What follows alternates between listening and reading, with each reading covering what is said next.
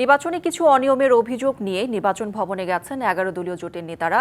সেখানে আছেন আমাদের সহকর্মী নাজমুল হুদা, তার কাছে বিস্তারিত জেনে নেব। নাজমুল, আপনি নিশ্চয়ই আমাকে শুনতে পাচ্ছেন। ১১ দলীয় জোটের কারা কারা গেছেন কমিশনে এবং বৈঠক কি শুরু হয়েছে কিনা সব মিলে একটু জানতে চাই।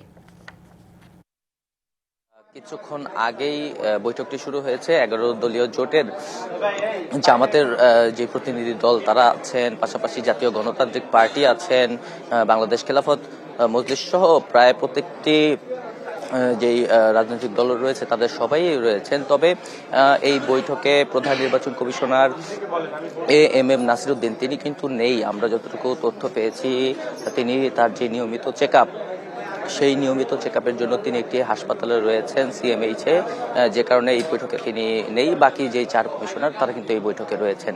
এবং আজকে মূলত যে কারণে জামাত এসেছে আমরা কথা বলেছিলাম আনঅফিসিয়ালি তাদের সঙ্গে, তারা যখন এখানে এসেছেন তখন আমাদেরকে জানিয়েছেন যে যেই ত্রয়োদশ জাতীয় সংসদ নির্বাচন হয়েছে সেই নির্বাচনে বেশ কয়েকটি আসনে যেই ভোটের ফলাফল সেই ফলাফল ইঞ্জিনিয়ারিং করা হয়েছে, ভোটে অনিয়ম করা হয়েছে, কারচুপি করা হয়েছে, এইসব অভিযোগ তারা এনেছেন। এবং গতকালকেও আমরা দেখেছি একটি সংবাদ সম্মেলন করে দলের সহকারী সেক্রেটারি জেনারেল তিনি তখন বলেছেন যে তারা 30টির মতো আসনে এই ধরনের অনিয়ম পেয়েছেন। তো এইসব বিষয় নিয়ে তারা লিখিত অভিযোগ দিবেন।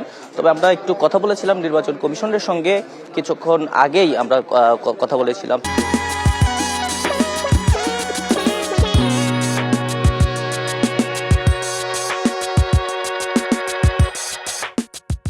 তখন নির্বাচন কমিশন আমাদেরকে জানিয়েছেন যে এখন যেহেতু গ্যাজেট প্রকাশ হয়ে গেছে তাই এই গ্যাজেট প্রকাশের পরে আসলে নির্বাচন কমিশনের কাছে অভিযোগ দিয়ে কোনো লাভ নেই। এই অভিযোগগুলো হাইকোর্টে নিয়ে যেতে হবে, অর্থাৎ আদালতের দ্বারস্থ হতে হবে। আদালত যদি চায় যেসব আসনে অভিযোগ রয়েছে সেসব আসনে ভোট পুনর্গণনা হোক কিংবা ফলাফল পুনর্মূল্যায়ন হোক, অথবা যদি নির্বাচন স্থগিত করার প্রয়োজন হয় সেসব কিছুই আসলে আদালতের কাছে যেতে হবে। অর্থাৎ এখন আর নির্বাচন কমিশন চাইলেও সেগুলো করতে পারে না। তো তারা যখন বৈঠকটি শেষ করে এখানে ব্রিফ করলে আমরা তাদের কাছে জিজ্ঞেস করবো আসলে তারা এখন আসলে কি করবেন, গ্যাজেট প্রকাশের পর তারা আদালতে যাবেন কিনা।